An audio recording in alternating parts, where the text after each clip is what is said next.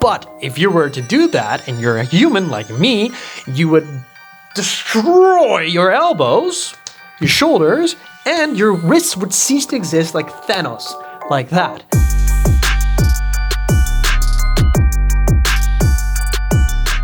Hey, I'm Dr. Yat. I'm a medical doctor, but also a calisthenics athlete for over 14 years. And today we're going to discuss how to program for calisthenics. First off, what is calisthenics? Now, I don't refer to the calisthenics sport in Australia, where they mix ballet with acrobatics. Yes, that is a thing. But no, today we're going to talk about calisthenics when it comes to movements such as the front lever, human flag, one-arm pull-ups, muscle-ups. That's what I'm referring to. Calisthenics is a strength sport with a lot of skill going on. There's a lot of skill required. And today we'll explore how to structure a program for these advanced skills. Now, I'm a medical doctor, and medical doctors believe in evidence-based medicine, at least most of them do. When we look at evidence-based science, we think, yeah, bitch, science, just like Jesse Pinkman from Breaking Bad. The problem with calisthenics is there's very little research out there. And the reason is capitalism. Capitalism is the root of all evil. But that's for another day. You see, unlike powerlifting, weightlifting, or gymnastics even, calisthenics isn't heavily funded because it's not recognized as an Olympic discipline. But also, the population is inherently cheap.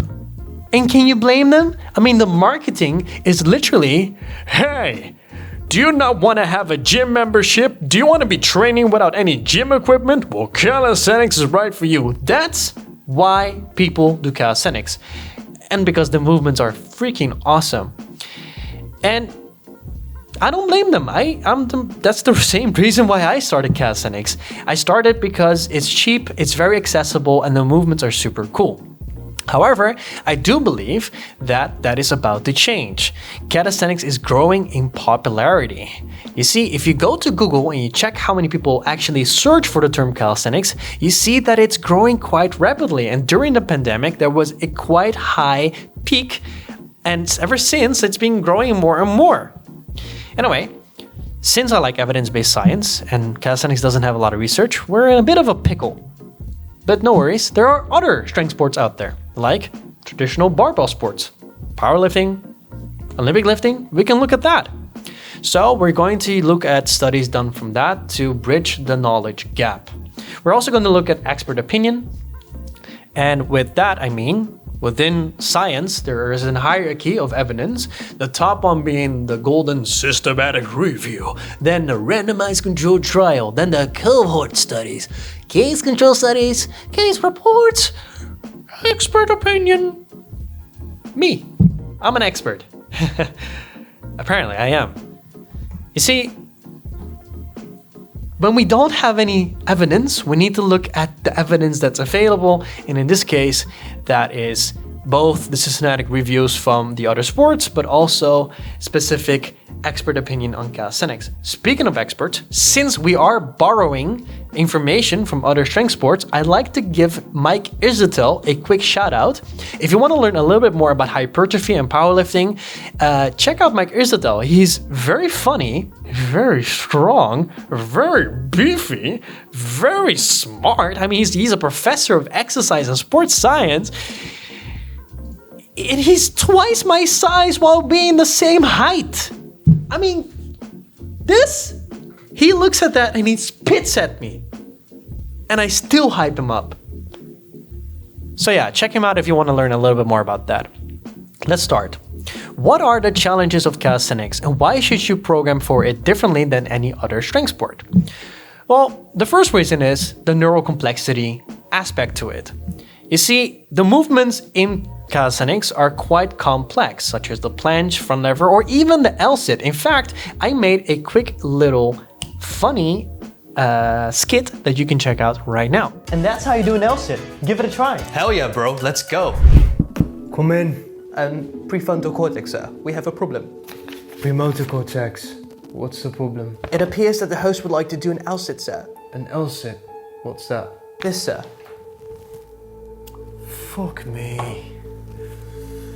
Alright, sir, what's the problem? We don't know which muscles do that, sir. You're the premotor cortex. It's your problem. Please, sir. Alright, just use every muscle we've got. Sir? I said use every fucking muscle we've got. Okay, sir, of course, thank you. So, what do we do? Motor cortex. Right. Use every muscle we've got. Excuse me? I said, use every fucking muscle we've got. Yes, sir. Alright, you heard 'em, boys. Let's go. Yo, I'm shaking, bro. All right, you guys should be right about done. That's what happens when you teach your body new movements such as the L-sit. And as you get better and better, things change. Your prefrontal cortex, instead of being confused, says, all right, just start the L-sit protocol. And then your premotor cortex goes like, yes, sir. And then your motor cortex is like, all right, everyone, you heard them, just do that, blah, blah. And then, you'll do the movement much easier, much more efficient. You understand me. Another reason why programming for calisthenics is challenging is specificity. What that basically means is, let's take planche for example. If you want to learn planche, you need to be doing movements very similar to the planche. Now, in sports like powerlifting, this is much easier. If you want to have a better bench press, then you just do more bench press with lighter weights. But in calisthenics, you can't make the planche lighter. It's not Dragon Ball Z where you can just dial a knob and reduce the gravity or increase the gravity. No, you need to do other things. And the problem with these other things is they're all suboptimal. Some people do tuck planches, advanced, straddle, full planche, but the problem with that is, I'd argue, if you can do a tuck planche for 2 minutes, you will still not be able to do a full planche because the difference in specificity is simply too great. So instead, what many people do, which is the correct way, is you start with tuck planche, advanced tuck planche, straddle planche, then full planche. But this is very inefficient. Another thing you could do is you could do a resistant band planche where you get some assistance through the hip.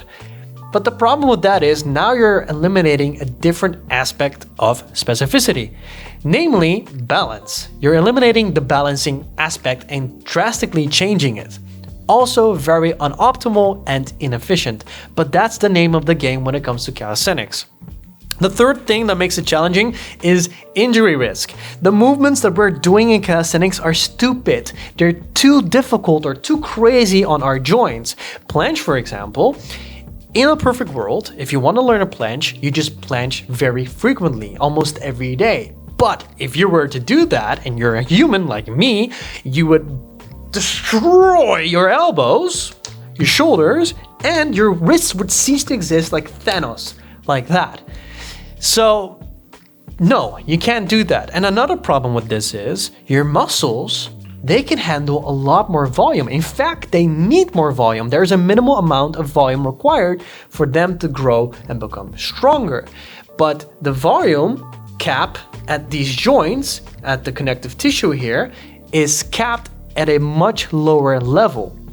Meaning, by the time you actually get to the minimal effective volume for your muscles, your joints already explode. So, that's a problem and another challenge. So how do we deal with these challenges? How do we make a program for such a difficult thing? In order to understand, I'm going to briefly explain what strength is. Now, this is a very simple explanation, very dumbed down, but it gets the message across. You see, muscle strength consists out of two main components. The first one being muscle size, more specifically, the greatest cross-sectional muscle area, which is when you grab a muscle and you cut it in half and then you expose the surface area at the thickest part. That part determines what the contractile capacity is of that muscle, the capacity of strength. The other component is neurological adaptation or neurological properties. Now, this part is what the skit basically covered, your body's ability to efficiently carry out a movement in the way that you want it to do. So in calisthenics, this part is very important, but the other one is also important, which is how I program my calisthenics.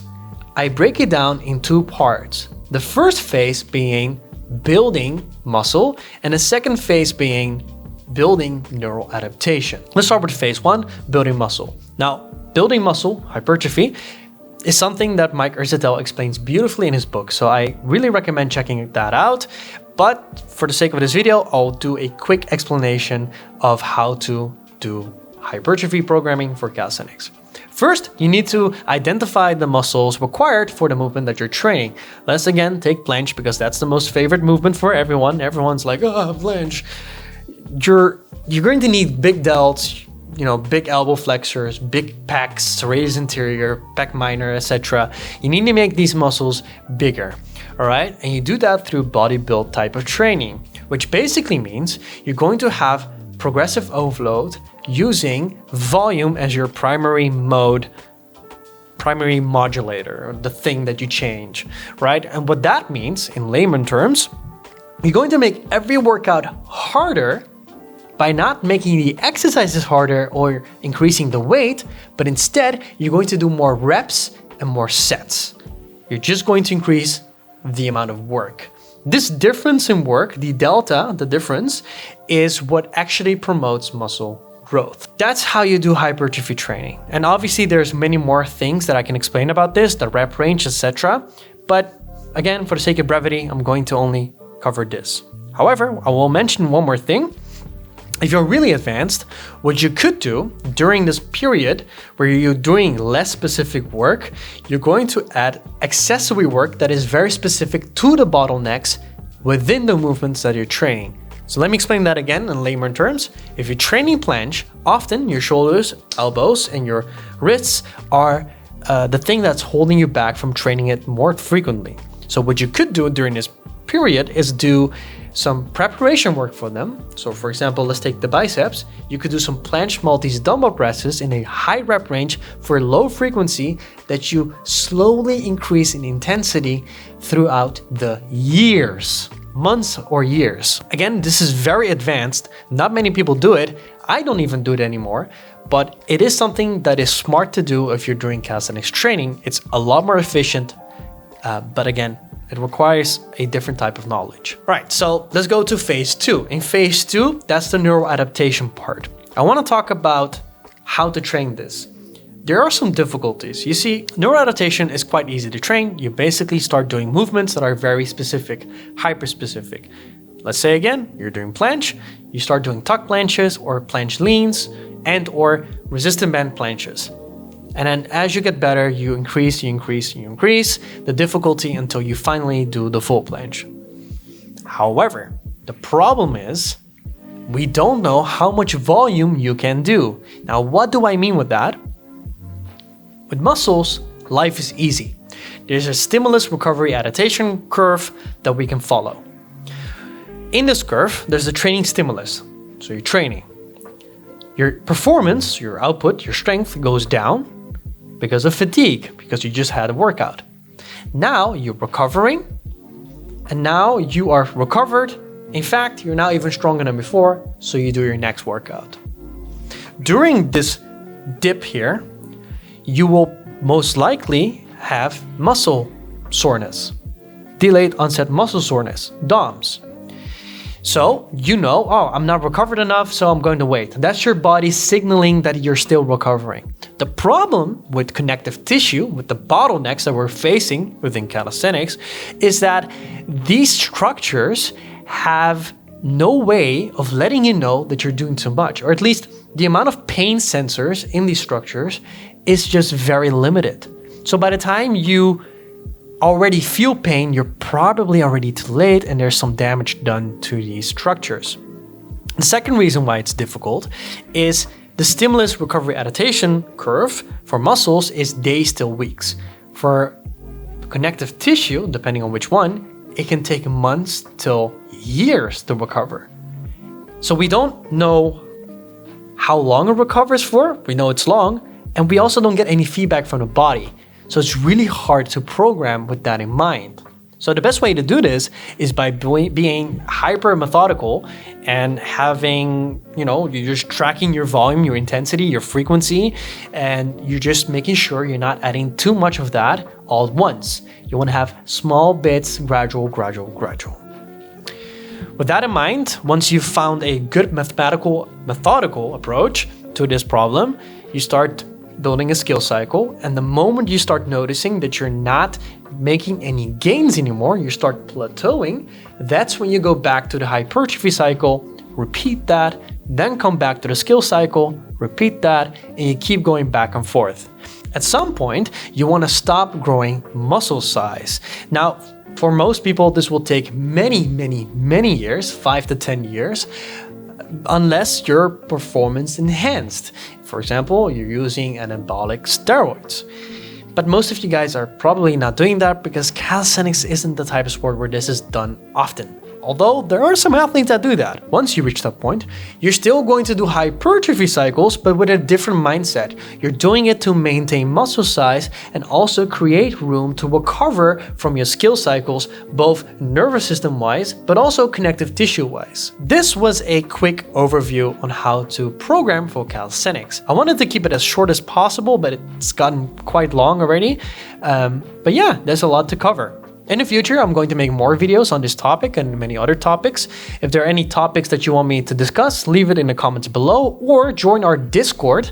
In the Discord channel, you can communicate with me directly and other like-minded people. Plus, you can also send in your form checks or even program checks in the future, which I will cover in my future videos and give some tips and tricks. Anyway, I hope you guys enjoyed this. If you did, let me know. See you later, guys. Bye.